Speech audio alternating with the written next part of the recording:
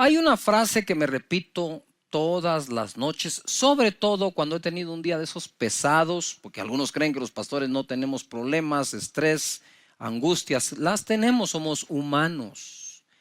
Y aparte de la carga de las demás personas, pues también llevamos la nuestra y traemos todo eso a los pies de Jesús. Pero esa es la frase con la que me duermo. Mañana será otro día. Bástale a cada día su propio mal, ¿verdad? Y como digo yo siempre, ya cuando llega ese momento digo yo, y este muñeco se mete en su estuche para amanecer con nueva misericordia al día siguiente. ¿Qué tal si le damos un vistazo al futuro? Les he leído este salmo varias veces. Quiero que me aguanten, por favor, porque es bueno repasarlo y es solo para poderme introducir a lo que viene. El Salmo 23 es un salmo progresivo. Si cumples con la primera línea, se cumplirá la segunda, se cumplirá la tercera y así sucesivamente hasta terminarlo. Dice la escritura, Jehová es mi pastor. A ver todos, eso es, nada me faltará. El que cree que Dios es su pastor, cree que no le falta nada. Entonces sigue el siguiente verso, en lugares de delicados pastos me hará descansar. No descansa el que no confía que Dios provee.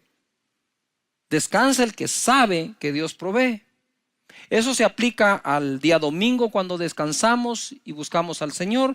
Eso se aplica en la tarde cuando termina la faena del día y podemos descansar. Eso se aplica en tiempos de angustia, persecución y estrechez. Descansar en el Señor, que nada nos faltará. Y entonces descansamos. Luego, junto a aguas de reposo me pastoreará. Él pastorea al que descansa porque confía que no le falta nada. Confortará mi alma. Él conforta el alma de aquel a quien puede pastorear porque toma tiempo de descansar debido a que cree que nada le faltará. Después dice, me guiará por sendas de justicia por amor de su nombre. Es mucho más fácil oír las instrucciones de cómo ser guiado por Dios cuando estamos siendo confortados, porque somos pastoreados, porque estamos descansando, porque confiamos que no nos falta nada. Aunque dice, me guiará por sendas de justicia por amor de su nombre, aunque ande en valle de sombras de muerte, no temeré mal alguno, porque tú estarás conmigo. De nuevo es progresivo. Cuando ya somos pastoreados porque descansamos, porque confiamos, Él nos guía por senda de justicia. Y si atravesamos un valle de sombra de muerte, no temeremos mal alguno, porque Él está con nosotros. Tu vara y tu cayado nos infundirán aliento. Aderezas mesa delante de mí en presencia de mis angustiadores. Unges mi cabeza con aceite, mi copa está rebosando. Ciertamente el bien y la misericordia me seguirán todos los días de mi vida, y en la casa de Jehová moraré por largos días. Progresivo. Todo en futuro. Lo que David hacía era echarle un vistazo al futuro, ojo, basado en la fe y confianza que le tenía a Dios. Tú puedes imaginar un futuro de acuerdo a la confianza que en Dios tienes. No me va a faltar. La escritura no dice, Jehová es mi pastor, nada me faltará mientras tenga trabajo, me den aumento, el salario alcance. Entonces, ¿en qué quedamos? Nada nos faltará porque Él es nuestro pastor. Punto. Y luego va progresando el salmo y le echa un vistazo. Dice, e incluso considera, mira, David era un hombre de tanta fe, está dentro de los héroes de la fe en Hebreos 11. Sin embargo, él está considerando un futuro aún peligroso. Y se está anticipando a ese futuro con un buen vistazo diciendo, aún si yo pueda caminar en un valle de muerte, no temeré mal alguno, porque tu vara y tu cayado me infundirán ¿qué? Aliento. Aún si yo camino ahí, Dios estará con nosotros. La fe, dice la escritura, es por el oír, y el oír por la palabra de Dios. Nosotros decidimos enfrentar lo que estamos viviendo con fe, decidimos enfrentarlo con pesimismo, optimismo, con buen ánimo, con unidad familiar, solos.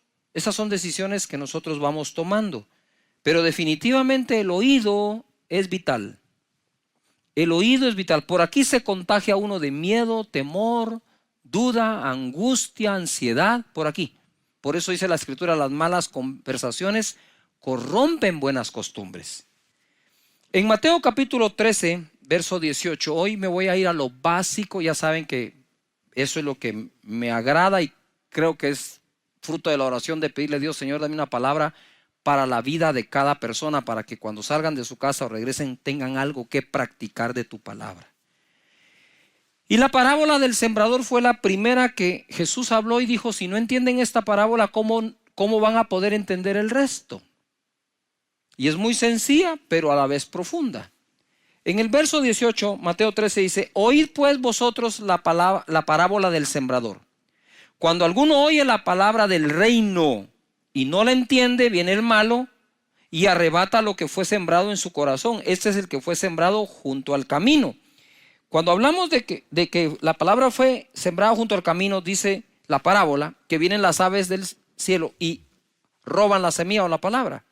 Y entonces él explica acá. Lo que ocurre, la interpretación de esto es que cuando alguien no le entiende, entonces viene el malo y la arrebata.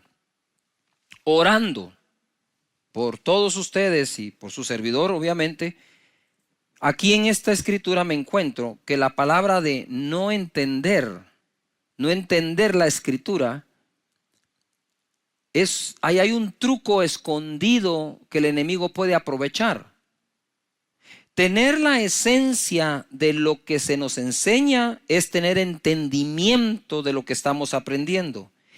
Y el original dice, es poner dos combatientes hostiles juntos. Alguien va a ganar. Entonces está la capacidad de entender de acuerdo a lo que Dios quiere decir. Y cuando dice no entender o no la entendemos, no se refiere que no entendiste nada, sino que entendiste mal. Quiero de nuevo, entendiste mal, el maligno. Él sembró otro entendimiento. Y es así como se roba la palabra o el entendimiento de lo que venía de parte de Dios para tu vida. El enemigo roba la palabra por medio de darnos otro entendimiento. Él no desea evitar la renovación de nuestro entendimiento, sino darnos otro para que seamos transformados, pero no de manera que experimentemos la voluntad de Dios, sino opuesta a eso. Eso es lo que el enemigo va a tratar de hacer. Por lo tanto, tenemos que cuidar cómo escuchamos y cómo entendemos la palabra del Señor.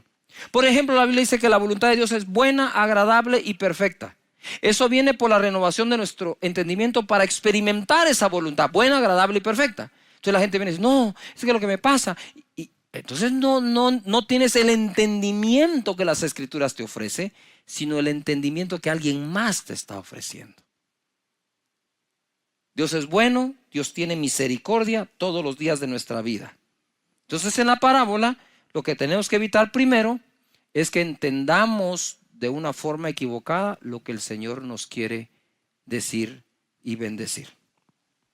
Persecución por lo que crees. 20, verso 20. Y el que fue sembrado en pedregales, este es el que oye la palabra y al momento la recibe con gozo. Tiene un pico de emoción, de gozo impresionante, pero no tiene raíz en sí, sino que es de corta duración. Pues al venir la aflicción o la persecución por causa de la palabra, luego tropieza. Ojo, cuando la Escritura dice que es de corta duración, aquí lo voy a ampliar un poco más a la vida. Existen personas que son de corta duración en todo lo que hacen. Siempre están cambiando lo que hacen. Todo les dura muy poco tiempo. Como decía mi mamá, mira, Cash, me decía él, no seas arranque de macho y parada de mula, me decía. Es decir, arranca como caballo de carrera y cuando para se siembra, que no hay quien lo mueva. Y entonces ella también me decía, ay, mira, Cash, tenés que aprender a no ser 14 oficios o 7 oficios, 14 necesidades. Esos proverbios me fueron penetrando poco a poco a mi mente y dándome a mi entendimiento cosas que me sirven para vivir el día de hoy. Entonces las personas que suelen sobreemocionarse positivamente, también suelen afligirse y entrar en temor con la misma intensidad que se gozaron, perdiendo así algo que habían ganado. ¿Y por qué estoy enseñando esto? Porque creo que por el Espíritu de Dios puedo ver cómo, debido a todo lo que pasa en esta crisis, hay mucho altibajo emocional. Un día estás, wow, mañana salimos, otro día, ya volvieron a decir tal cosa. Y ahora nos dijeron y ahora nos dicen otra. Y eso va causando, va drenando nuestras emociones. Y mire, eso trae un cansancio y trae una fatiga que es difícil soportarla. A mí me pasa, por eso te estoy predicando esto. Porque a mí me pasa también, y esta es la palabra que me ha dado para que me pase menos o pueda yo sobreponerme a esto. Estas son aquellas personas que cuando todo va bien, ellos están bien. Te repito de otra forma. Son aquellos que están bien cuando todo va bien. Están mal cuando las cosas van mal. Todo estará bien mientras les vaya bien. Estos tropiezan, dice la Escritura, es decir, cambian su caminar y aún su destino por miedo. Corta duración. Has leído 3 capítulos de 15 libros, pero ni uno entero. Yuhu, corta duración. Los proyectos nos van a gustar si son en corto, no en largo. Entonces, cuando soy una persona dada a la corta duración, y luego entonces me emociono cuando recibo la palabra de Dios, pero le aplico la misma conducta de mi carácter. Le aplico a la Escritura la misma conducta diciendo, wow, sí, gloria a Dios, aleluya. Y para abajo otra vez. Entonces hay que componer el oído para entender, hay que componer el carácter también en nuestra vida para tener una mejor tierra para la palabra que Dios nos está dando. Esta palabra de Dios, según Hebreos 4:12, dice que es así. Porque la palabra de Dios es viva y eficaz y más penetrante o cortante que toda espada de 2 filos, ojo, y penetra hasta partir el alma, donde están todas las emociones, y el espíritu, que es el que se conecta con Dios, las coyunturas y los tuétanos, y discierne los pensamientos y las intenciones del corazón. La palabra que Dios te quiere dar constantemente está viva, tiene vida, está viva y es eficaz, es eficiente, es algo que me va a hacer lograr algo bien hecho. Esta palabra, según Mateo 13:22, dice, el que fue sembrado, esta es la tercera tipo de tierra, entre espinos, este es el que oye la palabra, todos la oyen, pero el afán de este siglo, el afán de este siglo y el engaño de las riquezas ahogan la palabra y se hace infructuosa. Mas el que fue sembrado en buena tierra, ese es el que oye y entiende la palabra y da fruto. Ojo, la oye, la entiende y da fruto y produce al 100, 60 o 30 por uno. Es un error creer que la buena tierra es únicamente aquella que da 100% del fruto. ¿Qué estamos diciendo en la parábola del sembrador? Es cuando Dios te da una palabra, cuando oyes una prédica, si dieras el fruto de esa palabra, dieras solo el 30%, ya eres buena tierra, así que no hay ninguna condenación. Pero si nosotros vamos limpiándonos de espinos y de abrojos, del afán de la vida, sí, del engaño de la riqueza, de las emociones mal manejadas y de no entenderla, entonces podemos crecer del 30 al 60 al 100%. Hay gente que da más fruto, gente que da menos fruto, pero si ya estás en el 30, eres buena tierra y te declaro buena tierra para la palabra de Dios. Ojo, la palabra de Dios es una buena semilla todo el tiempo y está viva y es eficaz. Sin embargo, se puede ahogar y volverla no fructífera por miedo del afán de este siglo. ¿Qué es el afán de este siglo? Familia que estás allí. El afán de este siglo es básico, elemental. ¿Cuál es? ¿Qué comer, qué vestir, trabajo, paga, salario, empresa, ventas? ¿No es eso el afán de todos los días? ¿No es eso a lo que salís todos los días cuando vas a trabajar? Y luego a veces se nos acusan a las personas que queremos enseñarles cómo a través de la palabra de Dios les va bien ahí. Cuando, si no puedo llevar la palabra de Dios a mi trabajo y a la familia, ¿a dónde la puedo llevar? Entonces, lo que quiero decirte en esta oportunidad es que si tengo resuelto el problema del afán por la vida, no el ingreso mensual para la vida, sino el afán de la vida. Porque la palabra no dice que la palabra sembrada en ti se ahoga por un bajo salario, o por mucho salario, o por mucho ingreso, o poco ingreso. Dice aquí, se ahoga, la palabra que está viva se ahoga, es decir, se hunde hasta que queda sin respiración y muere. Eso se ahoga si yo tengo afán por la vida. Entonces, de lo primero que tengo que aprender en las Escrituras para poder dar fruto de toda palabra que me siembran es que no me debo afanar por la vida. Eso no quiere decir que eres un irresponsable, sino que en donde trabajas, trabajas confiando que si eso no alcanza, de eso no depende Dios para que Él te bendiga, sino de tu fe, de cómo le crees al Señor. Me mandó un chat un amigo que normalmente me está dando palabras de ánimo, me envía palabras de ánimo, pero esta vez me dice: pastor, gracias por su palabra cuando empezó y cuando enseñó que nada me faltará. Cuando nos dijeron que teníamos cuarentena y encima de eso un toque de queda de 12 horas, me agarró sin ahorro, sin efectivo y la refrigeradora vacía. Me sentí morir. Sin embargo, le creí a Dios y no me ha faltado nada. De nada. Tocan a su puerta, gente que no lo conoce, gente que no sabe por qué está pasando. Dicen: mire, sentimos los vecinos traerle esto, aquí está. ¡Wow! ¿Cómo lo saben? Dios hablando a las personas. Entonces, si nosotros logramos quitar el afán de la vida, quitamos lo que ahoga la buena semilla de Dios. Y aquellos que en Él confían, siempre son las personas que más crecen en el Señor, porque no hay nada que ahogue la palabra. En Romanos capítulo 8, verso 31, hay un verso, este verso a mí me parte el corazón, porque es el amor de Dios expresado de una manera inmensa. Si Dios nos da lo más grande, ¿no nos dará lo demás? Es una pregunta, ¿no nos dará lo demás? ¿Quién pues, dice, en el verso 31, ¿qué pues diremos a esto?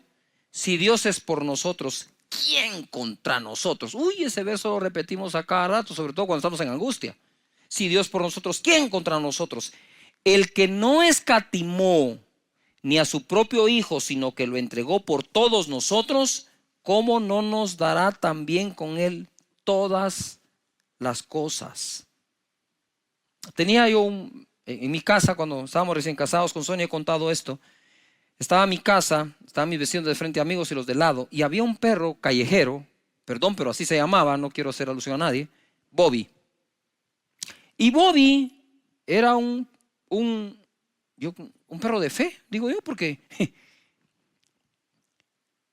cuando hacía frío, el perro escogía bajo qué motor de carro dormir, y siempre escogía el que recién acababa de llegar porque está calientito. Entonces Bobby dormía en la casa de nosotros, en la de frente, en el lado. Pero Bobby, a diferencia de otras mascotas que comen una vez al día, Bobby comía 3 veces al día, porque lo alimentábamos nosotros, los vecinos de enfrente y los de lado. Lo más divertido es que cuando llegaba el tiempo de la vacunación, si no nos comunicábamos entre los 3, lo vacunábamos nosotros, los de enfrente y los de lado. ¿No tenía casa o tenía 3? No trabajaba. Y un día yo voy saliendo a la calle cargado, afanado, para ir a conseguir el sustento del día, del mes. Y Bobby está parado frente a mi casa. Yo me hacía para acá, el perro se hacía para allá, como que el perro no me quería dejar salir. Y decía: pero Bobby, hacete un lado. Y hasta que oí la voz de Dios, me dijo: si le doy de comer a Bobby, ¿no te voy a dar de comer a ti? Yo empecé a llorar. Dije: Señor, perdóname por esta falta de confianza. Si cuido a Bobby y aún para que lo vacunen, ¿no te tendré sano y saludable a ti? Y eso es lo que Dios te dice hoy. Nosotros podemos. Quiero leer texto en Hebreos capítulo 11 en adelante, y le titulé yo aquí: si ellos pudieron, podremos nosotros. Dice el verso 1: es pues la fe la certeza de lo que se espera, la convicción de lo que no se ve. Porque por ella alcanzaron buen testimonio los antiguos. Por la fe entendemos haber sido constituido el universo por la palabra de Dios, de modo que lo que se ve fue hecho de lo que no se veía. Y ahora les voy a dar un listado. Y ustedes lo revisan en casa, lo estudian con toda su familia. Esto va a estar muy bonito. Verso 4. Por la fe Abel ofreció a Dios más excelente sacrificio que Caín. Paréntesis. Ustedes saben que la primera obra de fe que registra la Biblia entera fue la ofrenda de Abel. Y por eso él alcanzó mejor testimonio que su propio Caín, que lo llegó a matar de envidia. 5. Por la fe Enoc fue traspuesto para no ver muerte. 7. Por la fe Noé, cuando fue advertido por Dios acerca de cosas que aún no se veían, etc. Entonces por la fe Abel, por la fe Enoc, por la fe Noé. Verso 8. Por la fe Abraham, siendo llamado, obedeció para salir del lugar que había de recibir como herencia y salió sin saber a dónde iba. Por la fe habitó como extranjero en la tierra prometida, como en tierra ajena, morando en tiendas con Isaac y Jacob, coherederos de la misma promesa. Por la fe, verso 11, Sara concibió siendo estéril. Verso 20, por la fe bendijo Isaac a Jacob y a Esaú respecto a cosas venideras. Verso 21, por la fe Jacob. Verso 22, por la fe José. Verso 23, por la fe Moisés. Verso 30, por la fe cayeron los muros de Jericó después de rodearlos 7 días. Por la fe Rahab. Verso 32, ¿y qué más digo? Porque el tiempo me faltaría contando de, por la fe Gedeón, por la fe Barak, por la fe Sansón, por la fe Jefté, por la fe David, así por la fe Samuel y por la fe todos los profetas. ¿Quiere que le presente otra fórmula? No funciona otra fórmula. La fórmula que funciona es por la fe. Y por la fe Esteban, y por la fe Raúl, y por la fe Andrea, y por la fe María, y por la fe tú. Por la fe tú. Dice la escritura en el verso 33, mire lo que lograron por la fe. Todos. O sea, más, como dicen en mi tierra, más claro no canta un gallo, pues. Ya está claro cómo es. Verso 33. Que por fe, ¿por qué? Por fe, así es, por fe. Certeza de lo que se espera, convicción de lo que no se ve. Y estamos en medio de una situación mundial en donde tenemos que caminar por fe, no haciendo caso a lo que vemos, sino a aquello que Dios ha prometido. Por la fe conquistaron reinos, hicieron justicia, alcanzaron promesas, taparon boca de leones, apagaron fuegos impetuosos, evitaron filo de espada, sacaron fuerza de debilidad, se hicieron fuertes en batallas, pusieron en fuga a ejércitos extranjeros. Las mujeres recibieron sus muertos mediante resurrección, mas otros fueron atormentados, no aceptando el rescate, a fin de obtener mejor resurrección. 36. Otros experimentaron vituperios y azotes, y a más de esto, prisiones y cárceles. Fueron apedreados, aserrados, puestos a prueba, muertos a filo de espada. Anduvieron de acá para allá, cubiertos de pieles de ovejas y de cabras, pobres, angustiados, maltratados. 38. De los cuales el mundo no era digno. Y cuando tú ves la cantidad de personas que están acá, ninguno de ellos fue perfecto. No fue precisamente como decimos el santo de nuestra devoción, pero fueron agradables delante de Dios y alcanzaron buen testimonio porque a Dios le creyeron. Verso 39. Y todos estos, aunque alcanzaron buen testimonio y el mundo no era digno de ellos, mediante la fe no recibieron en aquel entonces lo prometido, para que una cosa se cumpla, proveyendo Dios alguna cosa mejor para nosotros, para que no fuesen ellos perfeccionados aparte de nosotros. Por la fe, por la fe, por la fe. Y ahora quiero terminar en este momento con algo que me impresionó. Si Dios pregunta, debemos responderle. Y en Mateo capítulo 6, verso 28, dice: ¿por qué os afanáis? ¿Por qué os afanáis? ¿Acaso tú no vales más que las aves y eres mejor que un lirio? ¿Por qué os afanáis? Y en este momento, cuando yo estaba leyendo esto, en mi casa, preparándolo, empecé a llorar, porque la pregunta se la hace a todos y me la ha hecho a mí. ¿Por qué te afanas? Porque me hace falta, porque hay un terror afuera, porque hay una peste, porque hay una pandemia, porque hay una enfermedad, porque hay un virus. Y cuando yo leo esto, la primera sensación que tuve fue no contestarle a Dios, o no tengo respuesta. Y el Espíritu Santo me dijo: quiero oír sus respuestas. Cuando te digo ¿por qué te afanas?, te lo estoy preguntando. Quiero saber qué es lo que te provoca. Yo pienso que es un buen momento para decirle a Dios: Señor, soy sincero contigo, estoy afanado, tengo miedo, tengo temor, tengo incertidumbre, estoy lleno de ansiedad. Dios no quiere esas personas que presumen no tenerlo. Él quiere gente sincera que le diga: sí, estoy muy afectado, Señor, por lo que está pasando. Estoy hasta confundido. Está bien, háblalo, decilo. Es tu Padre. Él no regaña, Él enseña. Él no te va a regañar: no deberías de estar afanado, no miras que cómo soy de bueno. No, pero lo puse así en letra grande. ¿Por qué os afanáis? Más adelante dice: no se afanen diciendo. No se afanen por el día de mañana. Bástale a cada día su propio mal. Y por eso empecé diciendo en esta predicación: mañana será otro día. Mañana será otro día. Padre, gracias te doy por cada hogar conectado, por cada casa, por cada conexión, por cada persona. Estamos cargados, Señor.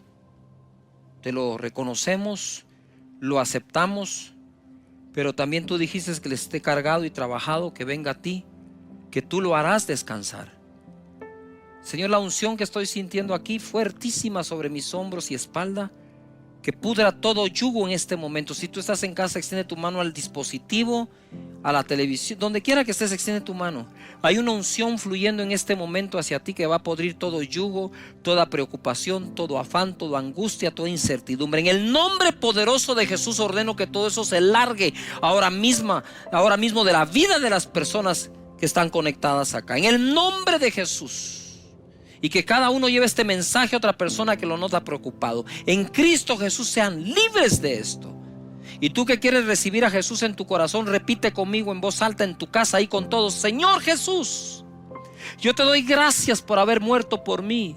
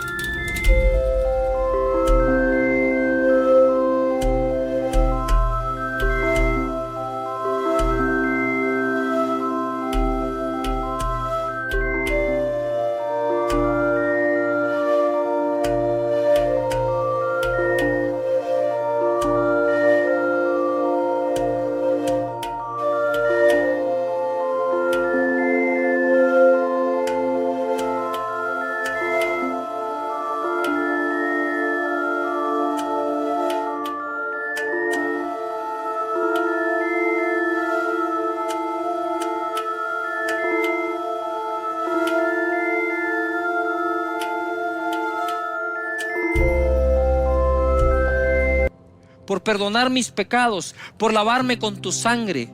Te entrego mi vida, te abro mi corazón. Perdona mis pecados, dame la vida eterna.